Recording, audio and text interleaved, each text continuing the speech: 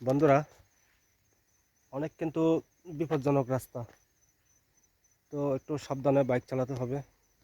আপনারা যারা আসবেন এই সমস্ত এলাকায় একটু সাবধানে বাইক চালাবেন, বিশেষ করে টার্নিং।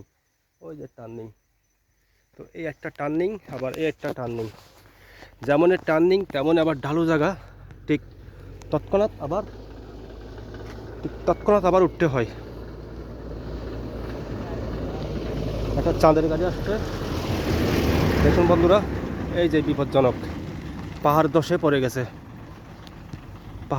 গেছে এবং খুব সতর্কতার সহিত। এই দেখেন, এই কিন্তু রং সাইড দিয়ে যাওয়া লাগতেছে। ঠিক এই মুহূর্তে যদি ওই দিক থেকে কোনো গাড়ি আসে, তাহলে মুখোমুখি সংঘর্ষ হওয়ার একটা রিস্ক। কারণ কেন, সে খুব স্পিড নিয়ে উপর থেকে উঠবে। ওই যে ও যেভাবে নিচের দিকে যাচ্ছে, তদ্রুপ স্পিড নিয়ে ওইখান থেকে উপরের দিকে উঠবে, আর ও যাচ্ছে নিচের দিকে, কিন্তু স্বাভাবিকভাবে ওর ব্রেক কন্ট্রোল হবে না। দেখেন রাস্তাটা, আমি আপনাদেরকে দেখানোর চেষ্টা করি।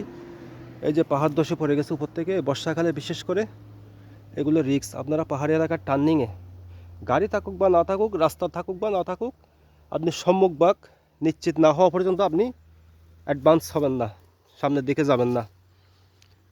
এই যে ওই ব্রিজটা কিন্তু সংকীর্ণ, অর্থাৎ কোনো রকম একটা চাঁদের গাড়ি যাওয়ার মতো, বড় কোনো ট্রাক ওটা দিয়ে ঢুকবে না, এখানে বড় কোনো ট্রাক চলতে পারবে না।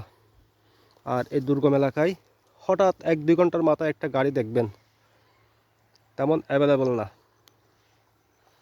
ঠিক আছে বন্ধুরা, একটু সাবধান থাকবেন আর আমার জন্য শুভকামনা করবেন। রাখি বন্ধুরা।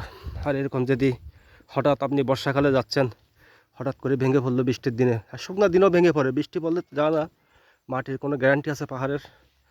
তো এখানে পড়ে গেলে কেউ টের পাবেন। আপনি এদিক দিয়ে হেঁটে যাচ্ছেন বা গাড়ি চালায় যাচ্ছেন, আপনি জ্যান্ত কবর হয়ে যাবেন, জীবন্ত কবরের মধ্যে পড়ে যাবেন আপনি। সুতরাং সাবধান।